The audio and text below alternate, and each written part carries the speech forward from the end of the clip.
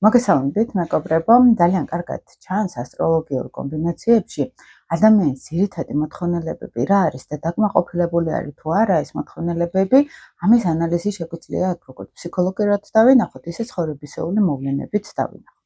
ზოგჯერ შეიძლება იყოს, მაგალითად, პლანეტა ჩვენებდეს, რომ იყო ტრავმა და ამ ტრავმაში მოხდა ჩახვევა. გაჭედვა, ესე რომ ვთქვათ, ხომ? ანუ, როდესაც ადამიანი განსაკუთრებით სატურნს ახასიათებს ესე დამახსოვრება ნეგატივის, თუმცა დიდ პლანეტებს ახასიათებს ეს კომბინაცია, რომ შეიძლება იყოს მოვლენა, რამაც დაამახსოვრა ადამიანს გამოცდილება და ეს გამოცდილება ჩაიჭედა და აღარ არის გახსნილი ადამიანი ახალი გამოცდილებისთვის. და მან მიდის უკვე ასტროლოგიურ კომბინაციებით ფსიქოთერაპიულად, აღარ ასტროთერაპია კიდე ცალკე არის ასტროფსიქოლოგიაში, მან ცოტა კიდე სხვანაირად უყურებთ კარმულს და ცხოვრებისეულ თემებს, მაგალითად და ძალიან კარგად ჩანს ხოლმე რა იყო, რა ტრავმები იყო, მაგალითად ადამიანის ცხოვრებაში, ან რა არის მოსალოდნელი, ეს ბავშვების რუკაში განსაკუთრებით ჩანს ხოლმე, ფსიქოტიპი ადამიანის როგორ შეისრულტავს მოვლენებს, ხო? აი სადღაც შეიძლება სამყარო მიდის თავისთვის, მაგრამ მე როგორ რეაგირებ ამ სამყაროზე? აი ჩანს უკვე ბავშვობიდან. შესაბამისად ის, რომ მომავალში რაღაც ტრავმასთან მექნება შეხება, ეს იმდენად არ არის ცხოვრებისეული ესე 100%-ით მოვლენა, როგორც ჩემი დამოკიდებულება, ჩემი ფსიქოტიპი მსგავსი მოვლენების მიმართ. შესაბამისად, მე თუ მაქვს ეს ხასიათი, მივიზიდავ კიდეც იმ პრობლემებს, ხო? ასტროლოგია უფრო ესეც უყურებს, ძალიან ახლოს არის ფსიქოლოგიას. სანსკრიტში ეს გადაკვეთა ძალიან 90%-ში გვაქვს ხოლმე ფსიქოლოგიაში და ასტროლოგიაში გადაკვეთები, შეიძლება იყოს განსხვავება ცოტა კარმულ ნაწილებში, მაგალითად ოჯახურ ველთან და ესეც სიღრმისეულ ასტროლოგიაში, როცა მივდივართ, ეზოთერულ ასტროლოგიაში, როცა მივდივართ, ხო? აი აქ შეიძლება იყოს ცოტა სხვანაირად დანახვა რაღაც პროცესების. წინასწარ შემოგთავაზეთ ვიდეო, ფაქტიურად იუპიტერამდე მივედით, რო აგიხსნათ მთავარი აი ძალიან მოკლე კურსის კუთხით რო აგიხსნათ, ხო, ასტროლოგიაში მთავარი ძირითადი რა არის? პლანეტებს რო უყურებთ, ხო, იქ დაზიანებული არის თუ ჰარმონიულად დგას პლანეტა, სუსტად დგას თუ ძლიერად დგას. ეს არის აი ძალიან დიდ სურათში რო შევხედოთ გარედან რო შევხედოთ, ხო, ძალიან მარტივი სფეროს მიმართ მე რაღაც მინდა დავიკმაყოფილო და ან ვერ ვახერხებ ამას, ან ვახერხებ. შეიძლება რაღაც საკითხებში ვერ ვახერხებ, მაგრამ სხვაგან რო ვიკმაყოფილებ სხვა პლანეტაში, სხვა პლანეტის ვიბრაციაში მოთხოვნილებებს, ის მეხმარება, რომ ნაკლებად ტრავმული იყოს ჩემთვის. სადღაც ის სტრუქტურა არის, რომ 10-დან 5 ან 6 თუ ვიკმაყოფილებ, იმას მოვერევი, ისე რომ თქვა, და ცოტა ხანი გადავალ იმ თავისუფალ სვლაში, სადაც პლანეტები ჰარმონიულად მაქვს, იმ ზონაში ვისვენებ და მე გადავდივარ ისე ვიწყებ თავიდან, ეგება მოვაგვარო ის დაზიანებული პლანეტები, ესე რომ ვთქვათ, ხო? წინა ვიდეოშიც ჩვენ გავიარეთ ფაქტობრივად თქვენთან ერთად მარსამდე, თავარი მოთხოვნილებები, ახლა მზე რომ მინდა რომ ხედავდნენ, თუ არა, მე მინდა რომ გრძნობდე რაღაც სიმყუდროვეს კონკრეტულ სფეროში, ხო? იქ მარსი არის, მე მოქმედება მინდა და ძალიან კარგი ვიდეო გამოვიდა, შეგიძლიათ ნახოთ. მაგრამ ახლა მინდა უკვე გავაგრძელო ეს ციკლი და შემოგთავაზოთ უკვე იუპიტერზე. უბრალოდ მთავარი ის არის, რომ ზოგადად ფსიქოთერაპიული მიდგომა ასტროლოგიაში ძალიან ეფექტური არის ჩემი გამოცდილებით, იმიტომ რომ ისეთ ღრმა სტრუქტურებში შევდივართ ფაქტიურად, გვაქვს ადამიანის მართლა რუკა, ანალიზებს ვეძახი ეს ასტროლოგიური რო გითხრათ, სადაც ძალიან კარგად ჩანს ადამიანს რა ბაზა აქვს, ხო, რა სად აქვს ტრავმები, ანუ ფაქტიურად ყველაფერს ხედავთ ხოლმე იქ და ამის მიხედვით შეგვიძლია კარგად ორიენტირდეთ კონკრეტული კითხვებით, ანუ აღარ დავხარჯოთ დრო და აი მივყვეთ უკვე ადამიანს კონკრეტული თერაპიული პროცესით, ხო, ესე რომ ვთქვათ. თუნდაც ადამიანს ეხლა რაც აწუხებს, აი გეშტალტური მიდგომით, თუნდაც რო გავიაროთ, ეხლა რაც აწუხებს, მოდის ამითი და შენ ხედავ უკვე როკიდან გამომდინარე კონტექსტს, რატომ მოვიდა, რა ხდება და სწორი კითხვები დაუსვა. ანუ ლაბირინთში აღარ შედიხარ პირდაპირ კონტაქტზე ხარ ადამიანთან. სხვა შორის, აი ეს ასტროფსიქოლოგიური თერაპიული პრაქტიკა, ახლა 15 წელი ამ სფეროში ვარ, ძალიან ბევრი გამოცდილება დამიგროვდა და ჩემთან ეს არ არის უბრალოდ რუკა, ახლა ხშირად წერენ ხოლმე რა, აი მე რუკა გაკეთებული მაქვს და აი თქვენი აი ეს ნაწილი მაინტერესებს, და ესე არ მუშაობს, იმიტომ რომ რუკა შეიძლება ძალიან ბევრი ინტერპრეტაცია გაკეთდეს. ძირითადი შეიძლება იყოს, მაგრამ ჩემი განხრა ასტროფსიქოლოგიური საერთოდ მუშაობს, ხო? ისიც არის, რომ ჩემთან სკოლაში რომ მოდიან ხოლმე მაგალითად თუნდაც ასტროლოგები, საერთოდ სხვა ასტროლოგია შეიძლება დაინახონ იქ, ხო? იმიტომ რომ ასტროფსიქოლოგია აბსოლუტურად სხვანა, ის ძალიან სიღრმისეული ხედვა არის, ვიდრე სტანდარტული ჩვეულებრივი ასტროლოგია. ამიტომ მე მაგალითად ახლა ვისაც გაინტერესებთ 4 აპრილს მეწყება სასწავლო პროგრამა, წელიწადში ორჯერ მაქვს ხოლმე მარტ-აპრილში ან ნოემბერში დაახლოებით კურსი, სადაც გავდივართ ხოლმე ზუსტად ამ თანამედროვე ასტროლოგიას, უფრო თერაპიულად, ჯგუფურ თერაპიებში გავდივართ ფაქტიურად, იმიტომ რომ უნდა ვიცხოვროთ ეს რუკა, სხვანაირად არ გამოდის. და აი ჩვენ თუ მოვყვებით რუკას, მაგრამ არ ვიცხოვრებთ, ან არ გვაცხოვრებენ, ხო? ის არის უსარგებლო ფაქტიურად, არაფრის მომცემი არ არის. ამიტომ 800-ზე მეტი ვიდეო მაქვს უკვე დადებული ზუსტად ამისთვის, რომ პოპულარიზაცია უფრო პრაქტიკულ ასტროლოგიას გაუწიო, რომელიც მუშაობს. და ცოტა სხვათაისაც შეგახედოთ ასტროლოგიას, რამდენად შეგვიძლია ეს თერაპიულ პრაქტიკაში ჩავრთოთ, პიროვნულ განვითარებაში ჩავრთოთ. და ვისაც გაქვთ სურვილი მაგალითად ამ ჯგუფურ სასწავლო პროგრამაში მონაწილეობა მიიღოთ, გელოდებით შეგიძლიათ მოხვდეთ.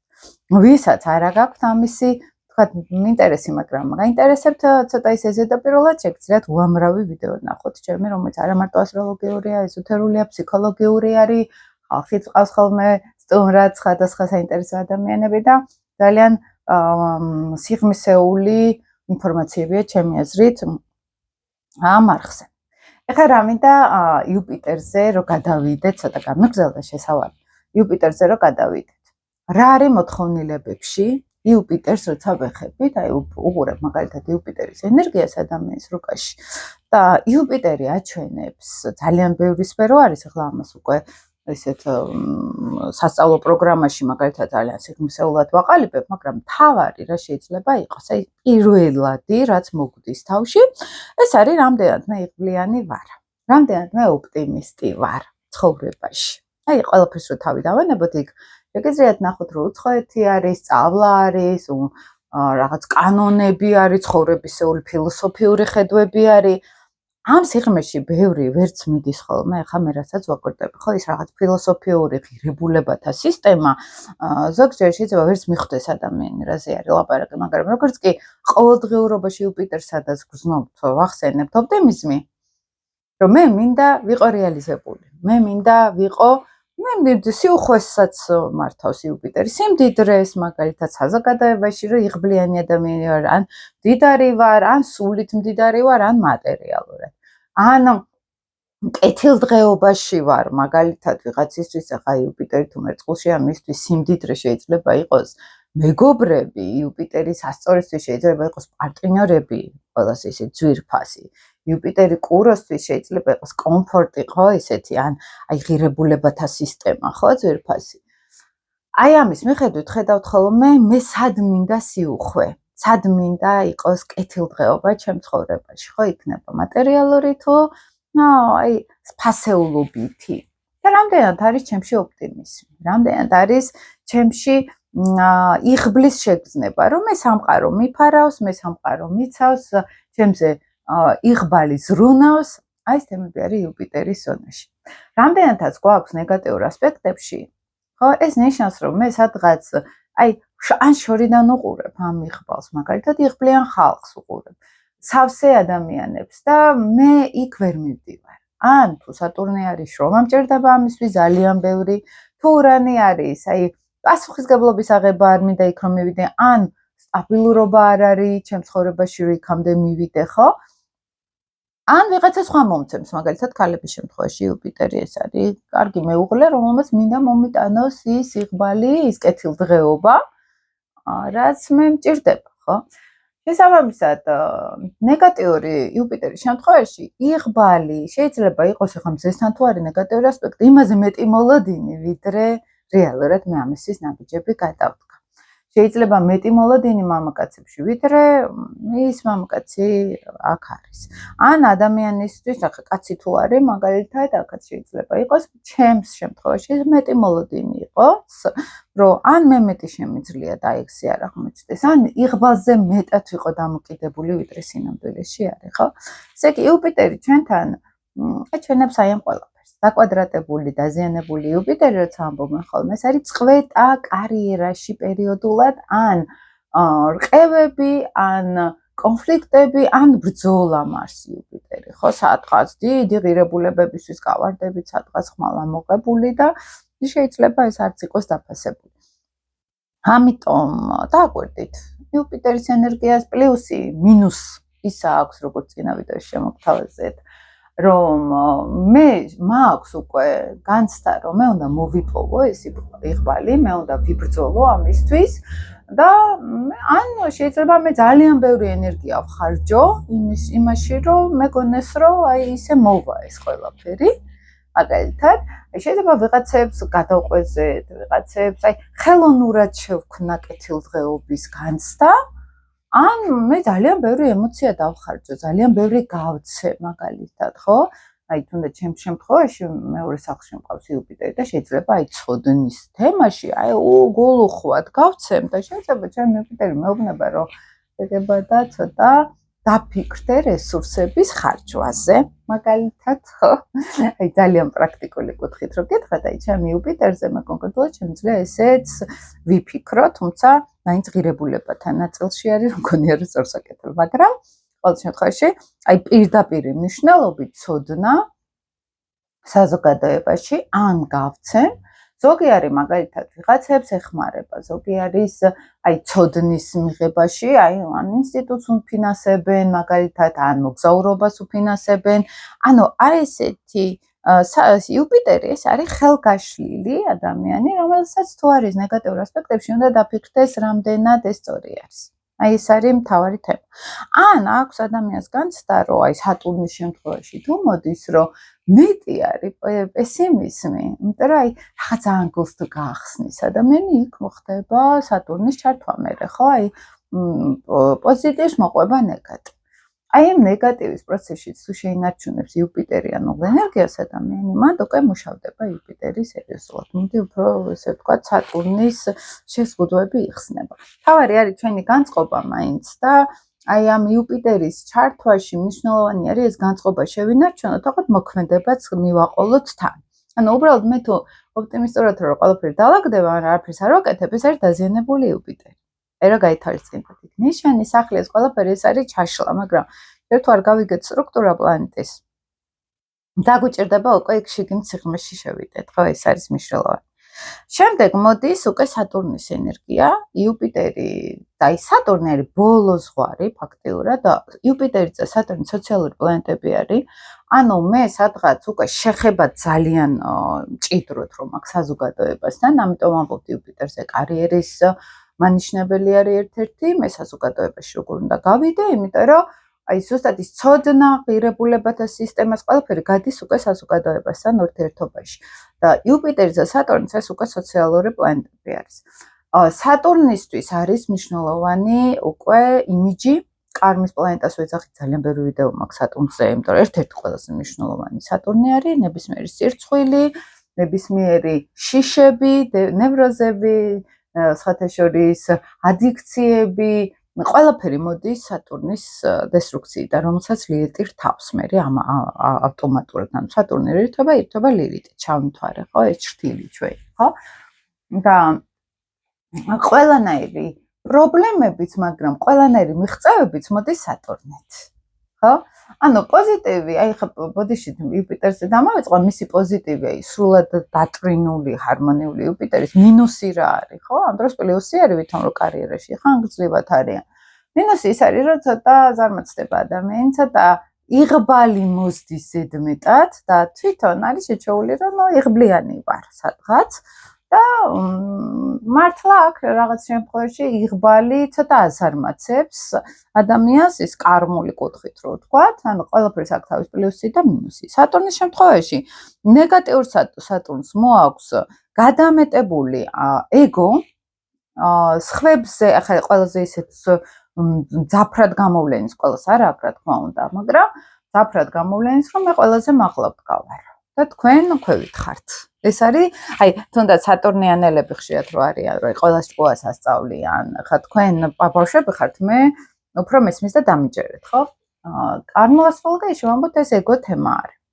ფსიქოლოგიურ ასტროლოგიაში ეს ვამბობთ, რომ ბევრი ტვირთი ქონდა ამ ადამიანს და სადღაც აი ამ გამოცდილებამ და აი ამ შეზღუდვებმა რომ მან ბევრი ითმინა, ბევრი აიტანა, ბევრი პასუხისგებლობა ქონდა პატარა ასაკში, მისცა განცდა, რომ მე მეტი მესმის.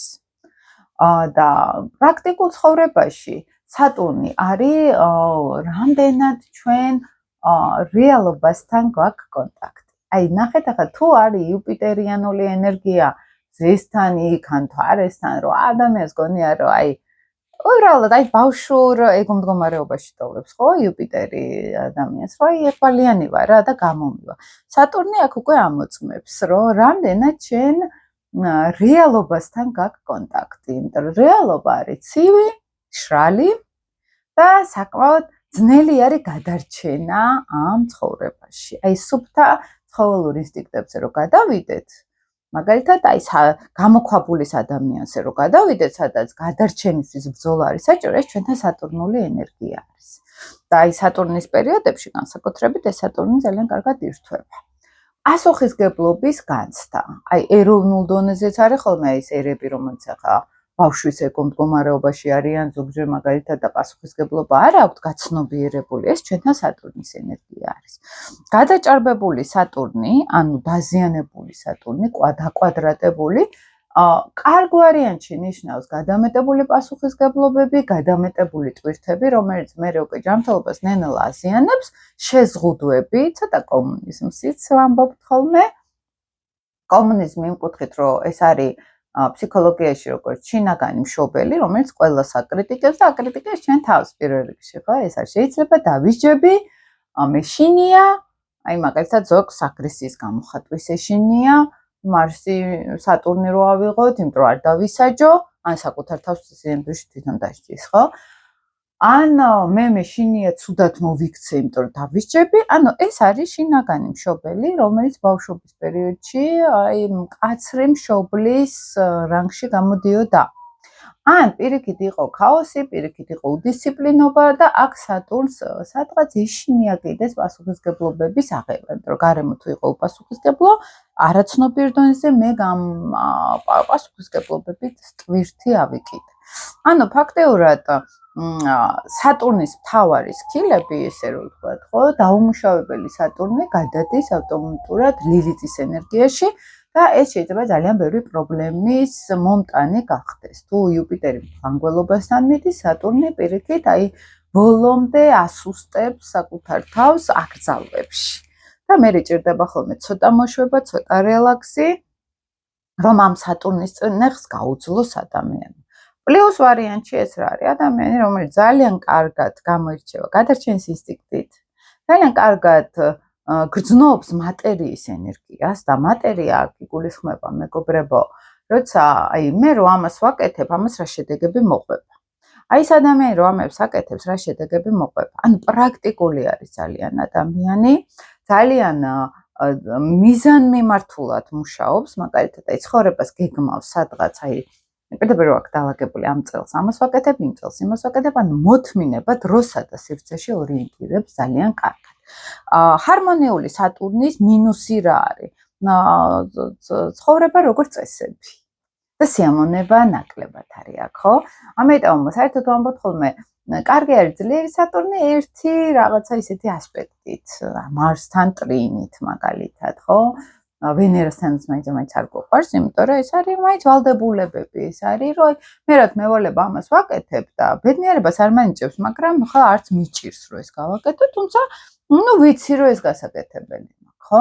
და ამ შემთხვევაში თუ ძალიან ჩართული არის თუნდაც ტრიგონებით სატურნი, ხო? ეს არის ფანტაზიის დიდი ის არ არის მასშტაბებში. ამიტომ არის კი იუპიტერი ნიშნულოვანი იყოს ჩართული, რომ ის გაფართოება მოდიოდეს და სატურნმა სტრუქტურა მისცეს.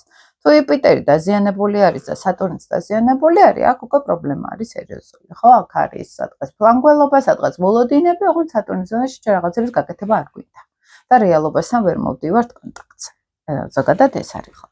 ახლა როდესაც ანუ სატურნის შემთხვევაში რა არის? ჩვენი სურვილი რა არის? იყოს ჩემ ცხოვრებაში სტრუქტურა.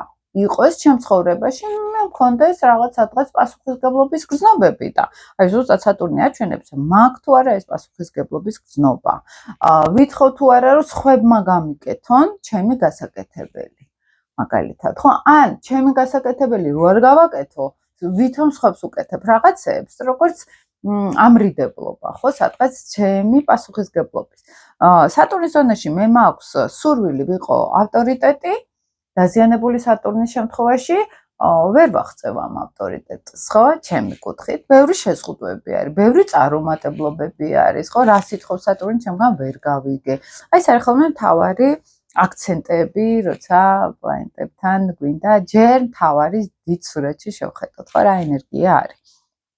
მაგალითად, დაზიანებულ სატურნს უყურებ ადამიანთან, ან შეიძლება იყოს, რომ მას უნდა კარიერაში იყოს რეალიზებული, ავტორიტეტი იყოს და დაზიანებულ სატურნს ხედავთ, რომ ზარმაცია წყალებში ფსიქოლოგიურ ტერმინში ეს ზარმაცია არის შინაგანი შიშოები, შეზღუდვები, რომ აი კიდე აღარ მინდა ტვირთი ავიღო, ამას იმ ხელა ძალისხმევა უნდა, მე სადღაც უკვე დავხარჯე ეს ძალისხმევა. ან ვიღაცებს ვათრევ და იქ ჩემთვის აღარ არის ენერგია, ხო? ანუ აქ მივდივართ ხოლმე როგორც წესი და ნუ მაგაზე ვიწყებთ უკვე სად არის სატურნი, როგორ ასპექტებში არის, რომელ სახლში არის, აქედან ხვდებით გამოსავალი, სად უნდა ეძებოს ადამიანმა, რაში ვერ ერკვევა, ხო? და იქ აუცილებლად ლილიცას ვრთავთ ხოლმე მე. და გადაჭარბებული სიმკაცრეც არის შინაგანი, როგორც შინაგანი მშობელი.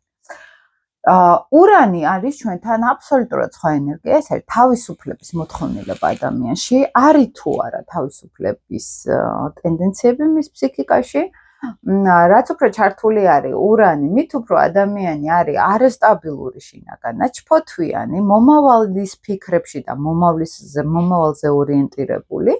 ანუ მე მინდა თავისუფლება და მე მინდა სადღაც მომავლის ხედვები მქონდეს. ეხლა სატურნი თუ არა გვყავს ვყარად, რომელიც დროსა და სივრცეში უყურებს მაგალითად, ხო, რომ აი მე ხა 5 წლის მერე რას ვაკეთებ, 10 წლის მერე რას ვაკეთებ, ხო?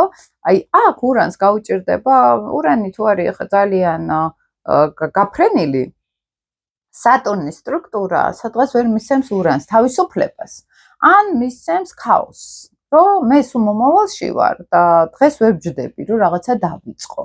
მომავალში ვდებ საქმებს, ეს არის დაზიანებული ურანი და სატურნიც თუ არ არის აქ მყარად, ხო, ეს დისციპლინა არ შეუძლია უკვე შექმნას ადამიანმა, ხო? ანუ ურანი ეს არის ჩემი თავისუფლება, ეს არის ჩემი შინაგანი სივრცის მოთხოვნილება და არის თუ არა ეს სივრცის მოთხოვნილება დაკმაყოფილებული, აქედან შეგვიძლია დავინახოთ ურანს, რომ შევხედავთ. ნეპტუნთან დაკავშირებით, ნეპტუნი არის ჩვენი ოცნებები, რწმენები, შემოქმედებითი უნარები. ცეკვა, მუსიკა, ხელოვნება, ეს ყველაფერი ჩვენთან ნეპტუნი არის. რელიგია, რწმენები, ფანტაზიის უნარი, ფოტოგრაფიაში მაგალითად ნეპტუნიანელები მიდიან პოეზიაში, მხატვრობაშიც, გაგიკვირდებათ და კულინარიაც ნეპტუნური ენერგია არის, იმიტომ რომ მან რაღაცებს გამოგონება არის საჭირო. სადღაც შემოქმედებითი პროცესი არის საჭირო და ეს ნეპტუნი არის. ანუ რწმენის მოთხოვნილება, ფანტაზიის, ოცნების მოთხოვნილება, აი ვისაც აქვთ ახლა ეხლა არის ასე ნეპტუნი, სატურნის შეერთება რო იყო განსაკუთრებით. აი ოცნებები, რომელიც ხდება და ვისაც ეს შეერთება აქვთ ხშირად თავისი ოცნების რეალიზებას აკეთებენ, ან მთელი ცხოვრება რაღაც სადღაც ოცნებებში არიან მკაცრად და არ ჯერათ რომ შეიძლება ახდეს, ხო, ვინ როგორ ავლენს. ნეპტუნში მივდივართ ხოლმე ესე, რამდენად მაქვს მე ტკბობის უნარი, რომ ამ ცხოვრებით დავტკბე, ვიყო რაღაც ლამაზი ვეძებო ამ ცხოვრებაში, რაღაც ზღაპრული ვეძებო ამ ცხოვრებაში, ამ სამყაროში. აი შინაგანი მდიდარი სამყარო ეს ჩვენთან ნეპტუნური ენერგია არის.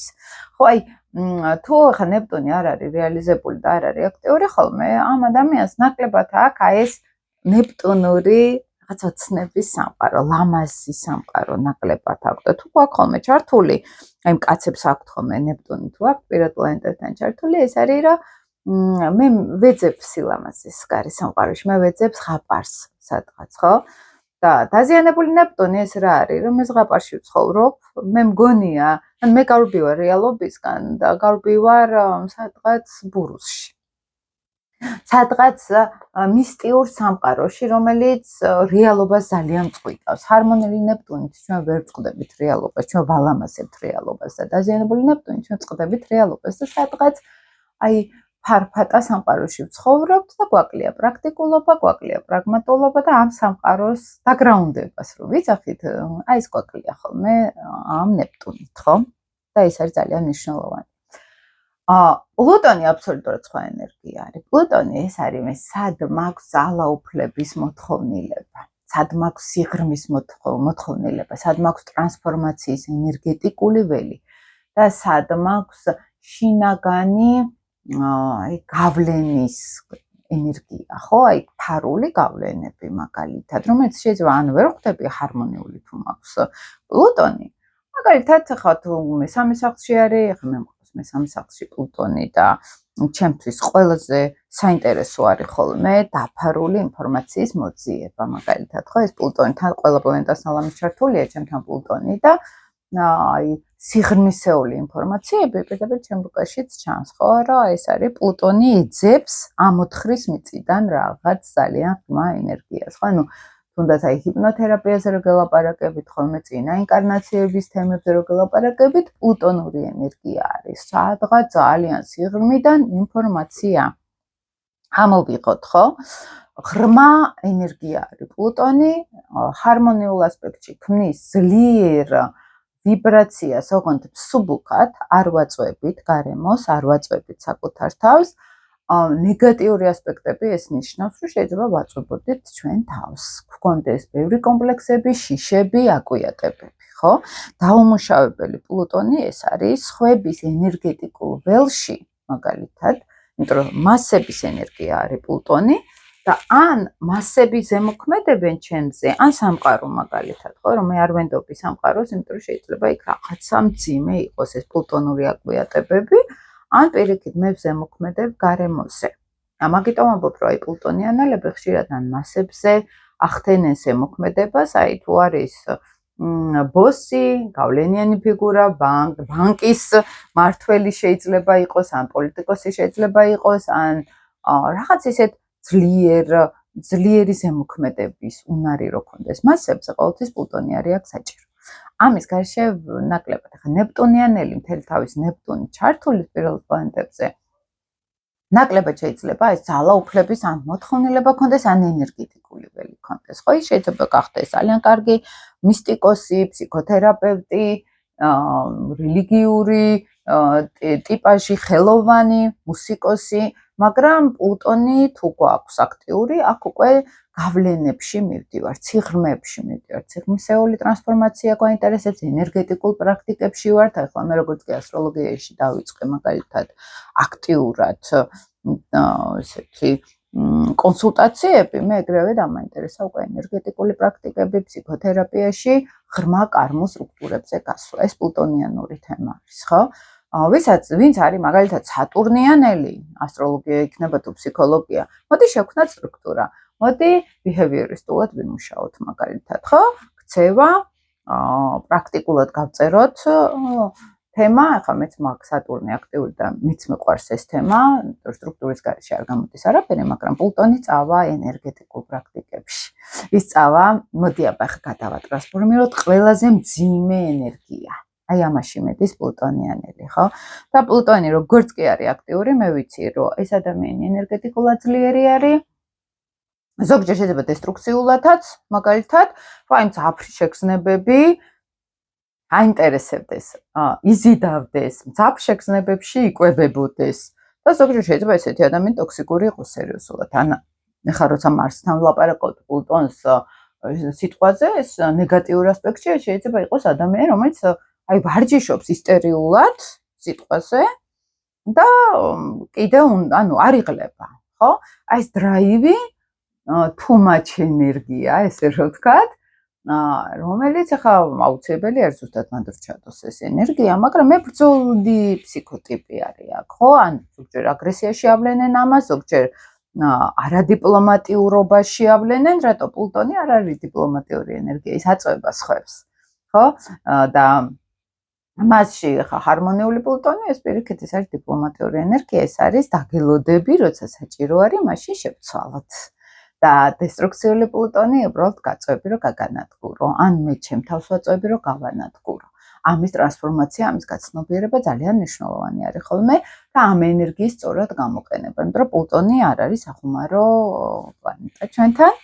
და ახლა ჩემთან ხშირად ვინც მოდის, უმეტესობა პლუტონიანელები არიან, იმიტომ რომ აი ეს კიდე უფრო ჩავუყრმავდეთ, აი ტრანსფორმაციული თერაპია მაინტერესებს, ტრანსფორმაციული ასტროლოგია მაინტერესებს, კიდე იქ რა არის დაფარული, ის უნდა აღმოვაჩინოთ, ეს სუფთა პლუტონური ენერგია არის. და ყველაზე მაგრად მუშაობ ხოლმე პლუტონიანელებთან, იმიტომ რომ ეს ენერგია მაქვს და აი მსგავსთან ეს ძალიან აი თვითონაც თუნდაც პირად ურთიერთობებში პლუტონიანელი თუ არ აყავთ იქ იწყენენ უბრალოდ მიდიან იმ სიტუაციიდან ხო იმიტომ რომ ეს ძალიან ძლიერი ენერგეტიკაა და ყველასა შეუძლია ამ ენერგიასთან ურთიერთობა ხო ამიტომ პლუტონს რო უყურებთ ამ ადამიანს შეიძლება გქონდეს გავლენების სურვილი გქონდეს ხელმძღვანელობის სურვილი და ეს თავის შიშებზე უნდა იმუშაოს რომ ეს აიღოს პლუტონი ხელში გაუშლის ამას ხელს, ამასაც უყურებთ ხოლმე მე უკვე პირად პლანეტებში, ხო? მთელი ასტროლოგია აი ამ ვიბრაციებზე დგას მეგობრებო. აი ამ ენერგიაზე, ახლა როცა პლუტონზე ლაპარაკობთ, ეს მორიელისთვის დამახასიათებელი თვისებები არის, ზოდიაქოთი მორიელი რო ლაპარაკობთ, იქ პლუტონური ენერგია არის. როცა თხის ხას ვამბობთ, იქ სატურნული ენერგია არის, როცა მთვარეზე ლაპარაკობთ, იქ არის კირჩხიბული ენერგია. როცა მზეზე ლაპარაკობთ, იქ ლომის ენერგია, თვით გამოხატვა, სითბო ეს ენერგიები არის და აქედან მივიდივართ ახლა პირველი სახლი იქ მარსიანული ენერგია, მეორე სახლი ვენერას ენერგია და მთელი სისტემა, აი ხა მეთქე რაც მოგიყევით. თავარი სკილი არის ეს. მე ხდება ჩაშლა ჩაღრმავება. ვიღაცა მიდის ამ საქმეში, ვიღაცა ვერ მიდის, ხო, ვის როგორ აქვს მაგალითად, რამდენი შეუძლია აქ შეიცმეცნოს, ან სადამდე გაჩერდეს.